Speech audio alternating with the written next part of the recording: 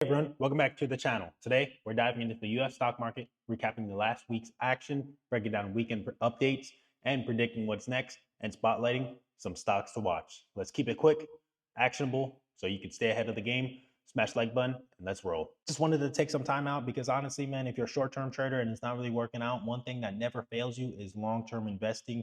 And honestly, I recommend everybody to have a long-term because honestly, man, you need this. It's something that you build for 5 to 10 to 20 to 30 years, and or you can hold it as your savings account, whatever you want. I have the ultimate guide. It also guides you through trading fundamentals and just everything that you need to know about trading. So you can use what you learn in this course basically towards a short-term trading too. And it even gives you a bunch of stock picks. I got over 40 stocks in there and kind of explain to you guys why they're bullish and bearish. And honestly, man, it's the best money that you could spend. And I honestly think that you can make your money back within the first day of starting a long term, depending on how much money you guys make. But you can learn a lot off of this. I do recommend getting it. But if not, that's okay too. Smashing that sub button is just enough. First up, we kind of just been looking like this every single day for the last week. This was on Friday, but kind of just up and down, not really gaining too much progression, except for Tesla, which we're going to be talking about a little bit later, because Tesla did pretty great. I'm not even going to lie. We broke that 300 level everybody was talking about. And honestly, not really too much good news with Tesla, just just kind of upwards momentum. But basically, the market was a bit of a roller coaster, closing flat on Friday after 2 days of gains. The Dow dropped 0.2%, the SPY dropped 0.5%, and the Nasdaq slipped 0.3% for the week, snapping a 2-week winning streak. Why? Investors are on edge, waiting for big US and China trade talks that kicked off this weekend. And we kind of got a little bit of news with that. We're going to be talking about it a little bit later. So keep that in mind because that can bring the stocks up or down on the Monday open. But a US and UK trade deal was announced Thursday, gave the stocks a boost, but uncertainty around tariffs kept things choppy. The Federal Reserve also held rates steady at 4.25% to 4.5, with Jerome signaling a cautious approach due to tariff-driven inflation risk and strong jobs report eased some economic fears, but dialed back hopes for the near-term rate cuts. So he basically just said no rate cuts for now and kind of just put it on pause. So fear and greed, we're at 62 now, which isn't really that bad. Like probably like a month ago or a couple of weeks ago, we're all the way down to that 4 level, and now we're getting into greed, meaning that people are buying more stocks, and we're not really in the fear area where sellers are just taking control. But on Friday, we kind of did see sellers kind of taking control at first. But honestly, man, right now we're looking okay with the stock market, but there's some things to talk about before you can really guess if it's going up or down. So we do have an icebreaker this week, kind of with US and China and kind of what to expect. So I mean, in short, honestly, people are saying that the tariff percentages is going to go down from 145%, and we might even see it down maybe 80 to 50%, but that's still not good enough that people are expecting. And people are saying the best case scenario, which honestly came from President Trump himself, the minimum of 10%, but honestly, that's rare too. Basically, I want to talk about what really tariff relief can really do to the market, because honestly, we're in that area where tariff relief isn't really going to really make the market do too good. It can bring certainty back into the markets, but we do have data that's going to come out later on. Because honestly, even though we see the percentages of the tariffs, they haven't really inflicted much pain. We haven't seen the prices, like the prices that it's gonna be, and we haven't really seen like too much information on what tariffs are really doing to the economy overall. So keep that in mind, because even if we get 0% tariffs, that can be great. I think the best case scenario is that if we get 0% tariffs, and then that can just bring market certainty up, but we still would get data later on showing what the tariffs that we already had implemented did. But then once you get to that zero, that's when it gets better. But honestly, man, the tariff is going to show a lot of bad data. Basically just bring bad data and bring bad earnings in the upcoming future. But we just don't see it now because it takes some time. You got to understand that boats are on the dock and it takes months for a boat to get from one place to another. And you don't really see the tariffs yet because we're still on like the old tariffs. But we are kind of seeing a little bit of a pause in the US and China, basically just like a pause on shipping. Let's get to a little summary of why trade deals can't really keep the stock market alive.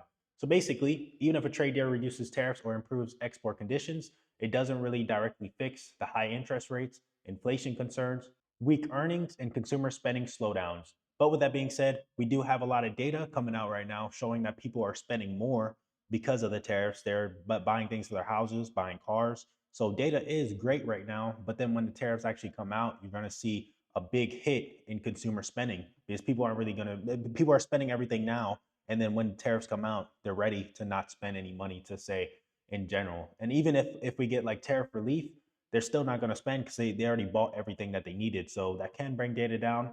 Markets anticipate news early, so stocks price are forward looking. So if a trade deal is expected or already priced in, the market won't really react much. And we kind of see that. You kind of buy the rumor and sell the news. That's why you see if like good news comes out, sometimes the market sells off and you're like, what happened? This is good news. But people already priced in what the good news is and they just start selling because they kind of overhype the news.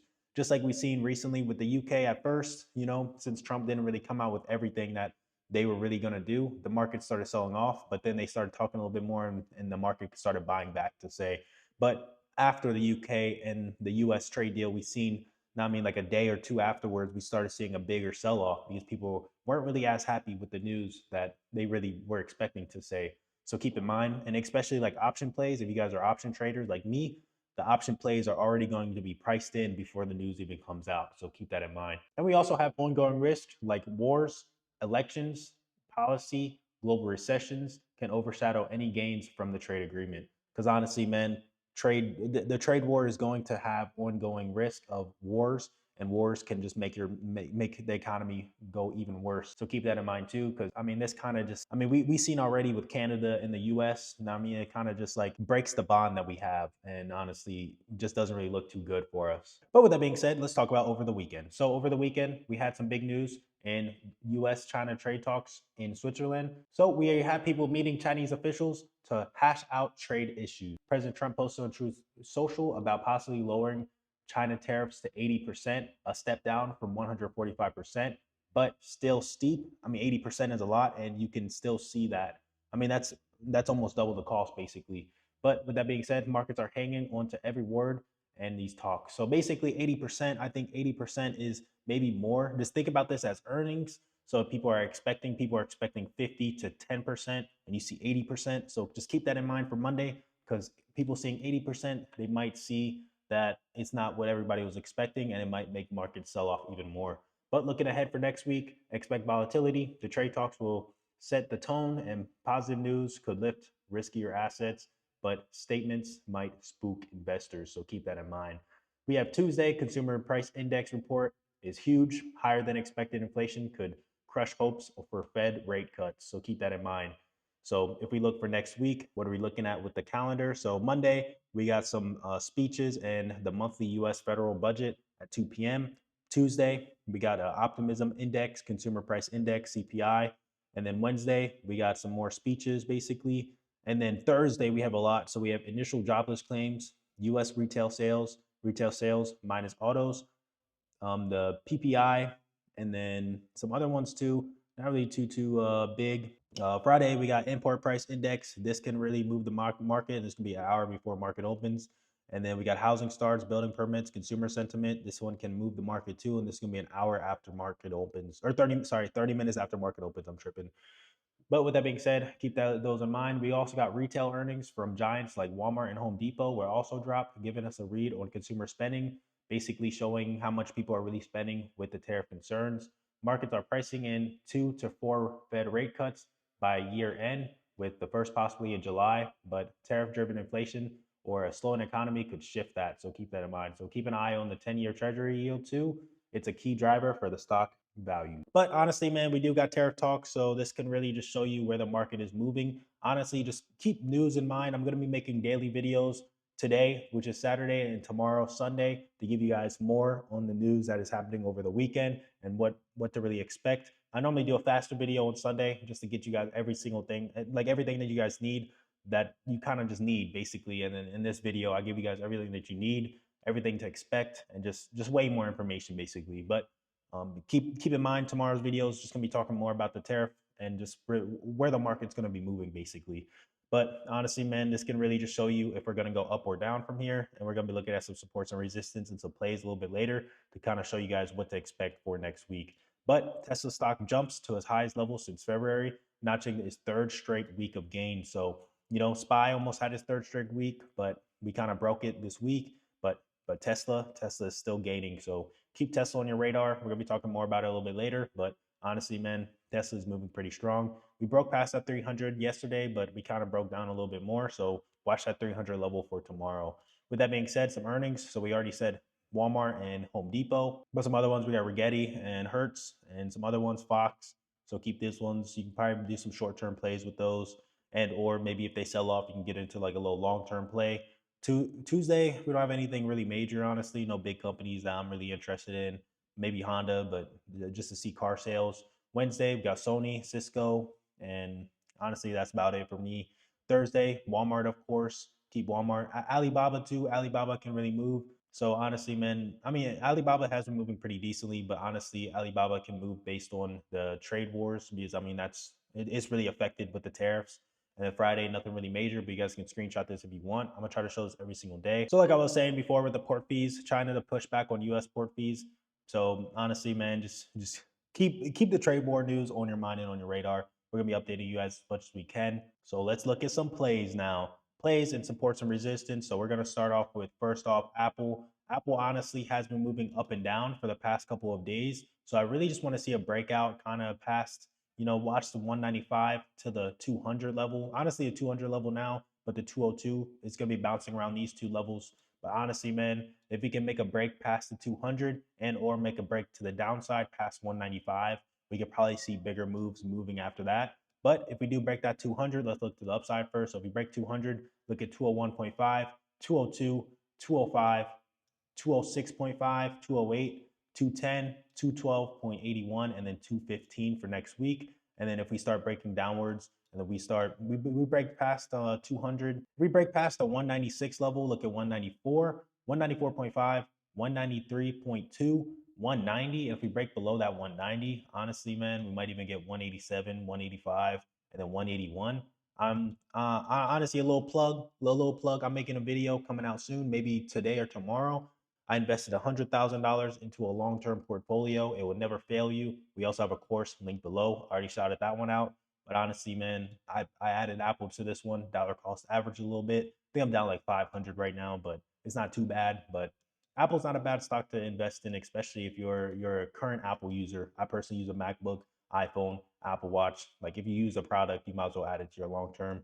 But honestly, if we start selling down lower than 190, maybe to the 180 level, I recommend loading up a little bit. Just a little information for you guys. So next we're going to talk about is the SPY, because SPY, honestly, we have been low-key breaking down, but slowly for the past couple of days. We did break up a decent amount and then just started selling off, but it's been like very, very slow, low volatility, low volume. But honestly, man, some levels to watch for the SPY. Look at that 565.5, 564.5, 568, and then that 570 level. If we break above that 570, look at 571, 572, 575, and then 580 for the long term, especially if we get some great news. But if we can either get great news, bounce up a bunch, and or get some bad news, bounce down below even more.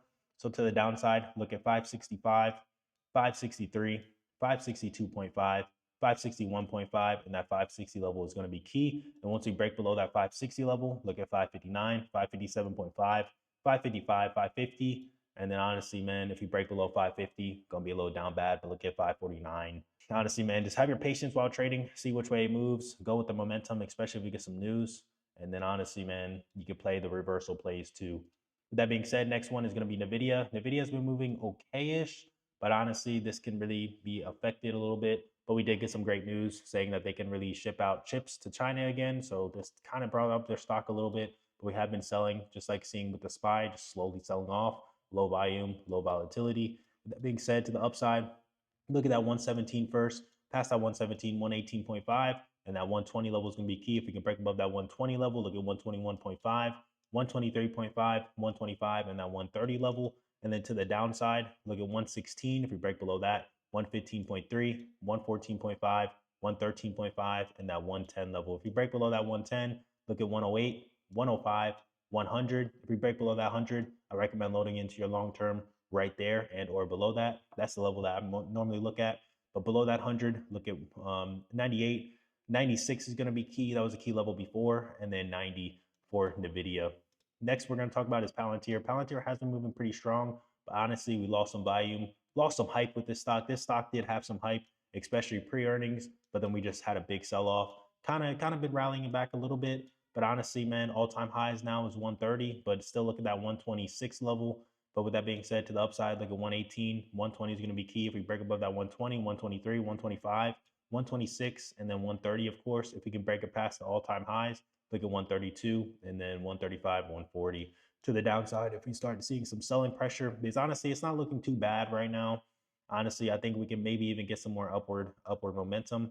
With that being said, if we do start selling off, look at 114.7, 112, 110, 108, 105, and then that $100 level. So watch the lows of 105, because honestly, man, this is one stock that you don't really want to short unless there's just bad news, of course. But honestly, this is a stock that I don't recommend shorting at all. But I also don't recommend just buying a call neither, because it can still show some selling pressure. But honestly, this stock just holds up so strong, and I don't recommend shorting it.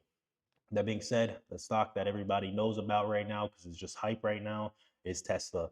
So honestly, for Tesla, I will watch that 300 level. If we can break above that, hold above that finally, because we kind of broke above it, but then we sold off instantly. So look at that 300. After that, look at the highs of 307, 310, 315, 320, 325, and 330. This stock is going to move pretty fast, especially if we get some momentum and volume that we had Friday. And then to the downside, look at 295, 290, 280, 284.8, and then all the way down to that 280 level. If we start selling off, we're going to start selling off quick. So that's kind of with Tesla. When it goes up, it's going to go up fast, and when it sells off, it's going to sell off pretty fast too.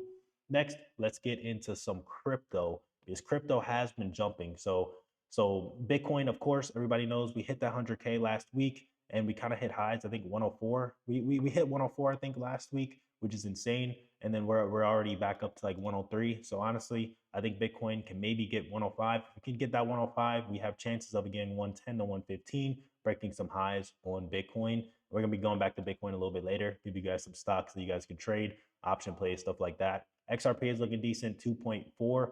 We might be able to get $3 maybe if we keep on, if this rally keeps going up. And then Ethereum, we got 2.4 on that one also, but 2,400. And Ethereum has been going up too. But with that being said, some stocks to trade with Bitcoin. First off, MSTR, because MSTR moves basically with Bitcoin, but sometimes it moves with the SPY too. But with that being said, to the upside, look at that 420, 430, and then all the way up to that 440 level, especially if we break some highs with Bitcoin. I think if we break some highs with Bitcoin, we might even be able to see it at that 450 to that 460 level. And then maybe even if Bitcoin keeps rallying, you might even see the stock at 500. Just some good option plays. With that being said, just watch Bitcoin, please. Do not really get married to one way up, because you can kind of play the stock up or down, especially if you see Bitcoin start selling off. If we get below that 100K level and it honestly holds below that, you might be able to short this stock. With that being said, to the downside, look at 410, 400, 390 is going to be key. 390 is a 390 and 400 is going to be key levels, but 390, 380. And then with that being said, if we go over here, we look at the option plays, right? They're pretty expensive, like $3,000 for an option play. But a stock or an ETF is IBIT, and they're pretty cheap, like $300 compared to $3,000. And this is one thing that I like to trade. It's an ETF that moves exactly with Bitcoin. So if you see Bitcoin to the upside, you can play some call options. If you see Bitcoin to the downside, you can play some put options, and they're pretty cheap. So you're not really risking as much money as you would on MSTR. And basically, it just moves with Bitcoin. So if Bitcoin's rallying, buy this, and then if Bitcoin's like selling off, buy a put option. Basically, pretty simple. It's pretty simple, honestly. But with that being said, thanks for watching the video. Smash the like button, subscribe if you guys are new. Check out the courses, link below, and I'll see you guys in the next one. Peace out.